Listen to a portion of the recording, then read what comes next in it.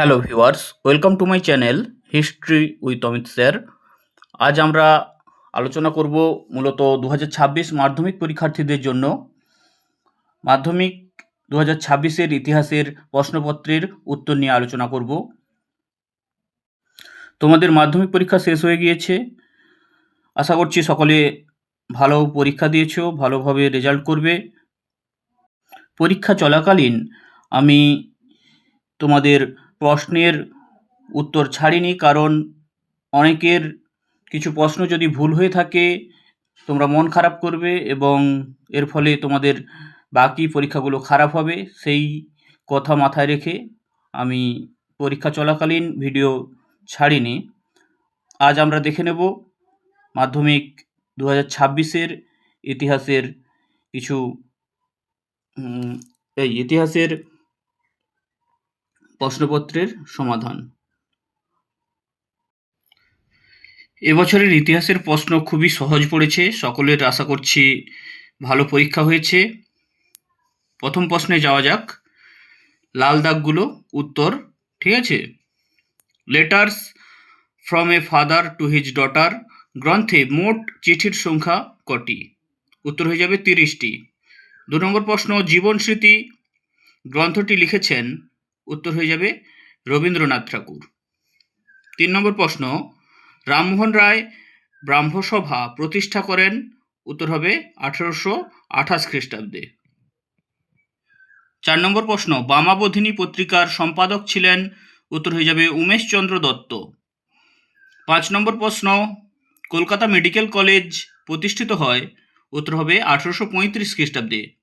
6 নম্বর প্রশ্ন, ভারতে প্রথম ঔপনিবেশিক অরণ্য আইন প্রণীত হয়? উত্তর হয়ে যাবে 1865 খ্রিস্টাব্দে। 7 নম্বর প্রশ্ন, গয়া মুন্ডা অন্যতম নেতা ছিলেন? উত্তর হয়ে যাবে মুন্ডা বিদ্রোহের 1899 থেকে 1900 খ্রিস্টাব্দ। 8 নম্বর প্রশ্ন, একের দাগের 8 নম্বর প্রশ্ন, 19 শতককে সভা সমিতির যুগ বলেছেন? উত্তর অপশন ঘ, ডক্টর অনিল শীল। 9 নম্বর প্রশ্ন, বন্দে মাতরম সঙ্গীতটি রচিত হয়? উত্তর হয়ে যাবে 1875 খ্রিস্টাব্দে। 10 নম্বর প্রশ্ন, ভারত সভা প্রতিষ্ঠিত হয়? উত্তর হয়ে যাবে 1876 খ্রিস্টাব্দে। 11 নম্বর প্রশ্ন, বসু বিজ্ঞান মন্দির প্রতিষ্ঠা করেন? উত্তর হবে জগদীশ চন্দ্র বসু। 12 নম্বর প্রশ্ন, ভারতে হাফটোন প্রিন্টিং পদ্ধতি প্রবর্তন করেন? উত্তর হবে উপেন্দ্র কিশোর রায়চৌধুরী। পরের প্রশ্ন, নিখিল ভারত ট্রেড ইউনিয়ন কংগ্রেসের প্রথম সভাপতি ছিলেন? উত্তর হবে লালা লাজপত রায়। 14 নম্বর প্রশ্ন, বারদৌলি সত্যাগ্রহ আন্দোলন হয়েছিল? উত্তর হবে গুজরাটে। 15 নম্বর প্রশ্ন, দেশপ্রাণ নামে পরিচিত ছিলেন? উত্তর হয়ে যাবে বীরেন্দ্রনাথ শাসমল। এটা যদি দিত যে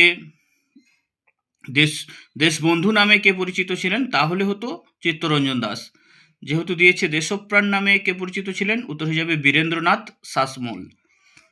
পরের প্রশ্ন, 16 নম্বর প্রশ্ন, দকড়িবালা দেবী যুক্ত ছিলেন? উত্তর হয়ে যাবে বিপ্লবী আন্দোলনে। পরের প্রশ্ন, কনকলতা বড়ুয়া শহীদ হন? উত্তর হয়ে যাবে ভারত ছাড়ো আন্দোলনে। ভারত ছাড়ো আন্দোলনে। পরের প্রশ্ন, দলিতদের হরিজন আখ্যা দিয়েছিলেন? উত্তর হয়ে যাবে গান্ধীজি। তাহলে দলিতদের হরিজন আখ্যা দিয়েছিলেন গান্ধীজি। 19 নম্বর প্রশ্ন, ভারতীয় সেনাবাহিনী গোয়া দখল করেন? উত্তর হয়ে যাবে অপশন গ 1961 খ্রিস্টাব্দে। একের দাগের শেষ প্রশ্ন, 20 নম্বর প্রশ্ন, হরি সিং রাজা ছিলেন? সকলেই জানো কাশ্মীর রাজ্যের। এবার আমরা চলে যাব 2 দাগে। প্রথমে দেখব একটি বাক্যে উত্তর দাও। বঙ্গদর্শন পত্রিকার প্রথম সম্পাদক ছিলেন? উত্তর হবে বঙ্কিমচন্দ্র চট্টোপাধ্যায়। পরের প্রশ্ন, দেবেন্দ্রনাথ ঠাকুর কত খ্রিস্টাব্দে ব্রাহ্ম সমাজে যোগদান করেন? উত্তর হয়ে যাবে 1843 খ্রিস্টাব্দে, কোথাও কোথাও থাকতে পারে 1842 খ্রিস্টাব্দে, তাই মতান্তরে উত্তর 1842 খ্রিস্টাব্দে। উত্তর হবে এখানে 1843 খ্রিস্টাব্দে, মতান্তরে 1842 খ্রিস্টাব্দে। যে 1843 লিখবে এই উত্তরটা ঠিক, কোথাও কোথাও 1842ও উত্তর থাকে। পরের প্রশ্ন, বিরাট ষড়যন্ত্র মামলা কবে শুরু হয়? উত্তর হয়ে যাবে 1929 খ্রিস্টাব্দে। এর পরের প্রশ্ন, মতুয়া ধর্মমতের প্রতিষ্ঠাতা কে ছিলেন? উত্তর হবে হরিচাঁদ ঠাকুর। এবার ঠিক ভুল দেখব। বিপিনচন্দ্র পালের জীবনীমূলক গ্রন্থের নাম 70 বৎসর, এটি ঠিক। 2 নম্বর প্রশ্ন, প্রথম ভারতীয় সব ব্যবচ্ছেদকারী হলেন মধুসূদন দত্ত, এটি ভুল। উত্তর হবে মধুসূদন গুপ্ত। 3 নম্বর প্রশ্ন, গণেন্দ্রনাথ ঠাকুর ছিলেন একজন ব্যঙ্গচিত্রশিল্পী, এটাও ভুল হবে। গগনেন্দ্রনাথ ঠাকুর থাকলে, যদি বলতো যে গগনেন্দ্রনাথ ঠাকুর ছিলেন একজন ব্যঙ্গচিত্রশিল্পী, তাহলে এটা ঠিক হতো। গণেন্দ্রনাথ ঠাকুর দিয়েছে, তাই এটা ভুল। পরের প্রশ্ন, জাতীয় শিক্ষা পরিষদ প্রতিষ্ঠিত হয় 1906 খ্রিস্টাব্দে, এটা একেবারে ঠিক। এবার আমরা ম্যাচিং দেখে নেব। কস্তম্ভ খস্তম্ভ মেলাও, কস্তম্ভের সঙ্গে খস্তম্ভ মেলাও। বল্লভভাই প্যাটেল, উত্তর হয়ে যাবে বারদৌলি আন্দোলন। ডক্টর বি আর আম্বেদকর, উত্তর হবে দলিত আন্দোলন। রশিদ আলী হয়ে যাবে ছাত্র আন্দোলন। মেজর জেনারেল জয়ন্তনাথ চৌধুরী হবে হায়দ্রাবাদ। এবার আমরা মানচিত্র দেখে নেব। মানচিত্রে একের দাগে দিয়েছে ওহাবি আন্দোলনের কেন্দ্র বারাসাত। এই বারাসাত, এই যে বারাসাত, দেখো বারাসাত লেখা আছে এই জায়গায়, বারাসাত। ওকে, বারাসাত ওহাবি আন্দোলনের কেন্দ্র। 2 নম্বর প্রশ্ন দিয়েছে মানচিত্রের কোল বিদ্রোহের কেন্দ্র রাঁচি। এই দেখো এখানে রাঁচি, ঠিক আছে, রাঁচি, রাঁচি অবস্থিত এই এখানে, এই গোলটার কাছে। পরের মানচিত্র দিয়েছে মহাবিদ্রোহের 1857 অন্যতম কেন্দ্র ঝাঁসি। এই দেখতে পাচ্ছ ঝাঁসি, মহাবিদ্রোহের কেন্দ্র ঝাঁসি। ওকে,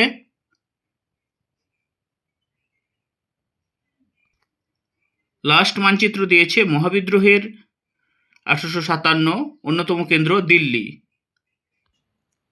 এই দেখতে পাচ্ছ দিল্লি, এই তো। ওকে, এবার আমরা এই প্রশ্নগুলোও দেখে নেব কেবলমাত্র দৃষ্টিহীন পরীক্ষার্থীদের জন্য, যারা মানচিত্র করতে পারবে না, দৃষ্টিহীন, তাদের জন্য এই শর্ট প্রশ্নগুলোও আমরা দেখে নেব। শূন্যস্থান পূরণ করো। সরলা দেবী চৌধুরানীর আত্মজীবনী গ্রন্থের নাম? উত্তর হয়ে যাবে জীবনের ঝরাপাতা। এর পরের প্রশ্ন, কলকাতা বিশ্ববিদ্যালয় প্রতিষ্ঠিত হয় উত্তর হয়ে যাবে 1857 খ্রিস্টাব্দে। প্রতিষ্ঠিত হয় 1857 খ্রিস্টাব্দে। এর পরের প্রশ্ন, সুই মুন্ডা ছিলেন ড্যাশ বিদ্রোহের অন্যতম নেতা? কোল বিদ্রোহের। সাঁওতাল বিদ্রোহের একজন নেতা ছিলেন? উত্তর হয়ে যাবে সিধু। তাহলে আমরা দেখলাম কলকাতা বিশ্ববিদ্যালয় প্রতিষ্ঠিত হয় ড্যাশ খ্রিস্টাব্দে, না 1857 খ্রিস্টাব্দে। এখানে 4টা প্রশ্ন দেখে নিলাম। এবার আমরা ব্যাখ্যা বিবৃতিতে চলে যাব, বিবৃতি ব্যাখ্যাতে চলে যাব। প্রথম বিবৃতি, এদেশে পাশ্চাত্য শিক্ষা বিস্তারে স্যার চার্লস উডের শিক্ষা সংক্রান্ত নির্দেশনামাটি খুবই গুরুত্বপূর্ণ। এখানে ব্যাখ্যা 1 নম্বরে দিয়েছে তিনি ছিলেন কাউন্সিল অফ এডুকেশনের সভাপতি। ব্যাখ্যা 2-এ দিয়েছে তিনি ছিলেন কোম্পানির বোর্ড অফ কন্ট্রোলের সভাপতি। ব্যাখ্যা 3-এ দিয়েছে তিনি ছিলেন ইংল্যান্ডের শিক্ষামন্ত্রী। উত্তর হিসেবে ব্যাখ্যা 2, তিনি ছিলেন কোম্পানির বোর্ড অফ কন্ট্রোলের সভাপতি। পরের বিবৃতি, ভারতে ঔপনিবেশিক ব্রিটিশ সরকার অরণ্য আইন প্রবর্তন করেছিলেন। ব্যাখ্যা 1-এ দিয়েছে এই আইনের উদ্দেশ্য ছিল অরণ্যবাসীদের মঙ্গল সাধন করা। ব্যাখ্যা 2-এ দিয়েছে এই আইনের উদ্দেশ্য ছিল পরিবেশের ভারসাম্য বজায় রাখা। ব্যাখ্যা 3-এ দিয়েছে এই আইনের উদ্দেশ্য ছিল ব্রিটিশ সাম্রাজ্যবাদী স্বার্থ চরিতার্থ করা। এটা হয়ে যাবে, উত্তর হয়ে যাবে ব্যাখ্যা 3। 3 নম্বর বিবৃতি, আচার্য প্রফুল্লচন্দ্র রায় ছিলেন এদেশে বিজ্ঞান ও কারিগরি শিক্ষার অন্যতম পথিকৃৎ।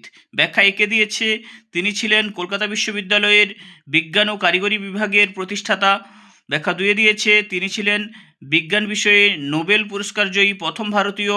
ব্যাখ্যা তিনে দিয়েছে, তিনি ছিলেন Bengal chemical and pharmaceutical works এর প্রতিষ্ঠাতা। উত্তর হয়ে যাবে ব্যাখ্যা 3। এরপরে আমরা দেখব বিবৃতি 4 নম্বর বিবৃতি দেখব, মোপালা বিদ্রোহ অনুষ্ঠিত হয় মোপালা বিদ্রোহ অনুষ্ঠিত হয় 1921 খ্রিস্টাব্দে। ব্যাখ্যা একে বলা হয়েছে, এটি ছিল শিল্প শ্রমিকের বিদ্রোহ। ব্যাখ্যা দুয়ে বলা হয়েছে, এটি ছিল সশস্ত্র কৃষক বিদ্রোহ। ব্যাখ্যা তিনে বলা হয়েছে, এটি ছিল একটি উপজাতি বিদ্রোহ। উত্তর হয়ে যাবে ব্যাখ্যা 2। তোমাদের যে 2 নম্বরের প্রশ্নগুলো দিয়েছে খুবই সহজ প্রশ্ন দিয়েছে 2 নম্বরের প্রশ্নগুলো। এছাড়াও 4-এর যে প্রশ্নগুলো দিয়েছে সেগুলোও খুবই সহজ প্রশ্ন দিয়েছে। তোমাদের 4-এর প্রশ্নগুলো খুবই সহজ দিয়েছে। 19 শতককে সভা সমিতির যুগ বলা হয় কেন, শিক্ষা বিস্তারের সঙ্গে ছাপা বইয়ের সম্পর্ক বিশ্লেষণ করো, এরকম বিভিন্ন প্রশ্ন দিয়েছে যেগুলো খুবই সহজ। 8-এর প্রশ্নও কিন্তু তোমাদের খুবই সহজ দিয়েছে। মহাবিদ্রোহের চরিত্র দিয়েছে, মহাবিদ্রোহের 1857 চরিত্র বিশ্লেষণ করো দিয়েছে। এবং এদেশে পাশ্চাত্য শিক্ষা বিস্তারে ডেভিড হেয়ার ও ডিঙ্কওয়াটার বেথুনের ভূমিকা আলোচনা করো। খুবই সহজ প্রশ্ন। এবং আরেকটি দিয়েছে, 19 শতকে কৃষক আন্দোলনে বাবা রামচন্দ্রের ভূমিকা কিরূপ ছিল, এটাও খুবই সহজ। এর সঙ্গে পাঠ প্রশ্ন দিয়েছে, একা আন্দোলনের সংক্ষিপ্ত বিবরণ দাও, এটাও খুবই সহজ প্রশ্ন। তোমাদের খুবই সহজ হয়েছে, আশা করছি প্রত্যেকেই খুব ভালো নম্বর পাবে। Thank you. আজ এ পর্যন্ত। প্রত্যেকে মাধ্যমিকে ভালো রেজাল্ট করো এবং আগামী দিনে প্রত্যেকে ভালো জায়গায় যাও। প্রত্যেকের ভবিষ্যৎ খুব ভালো হোক। Thank you.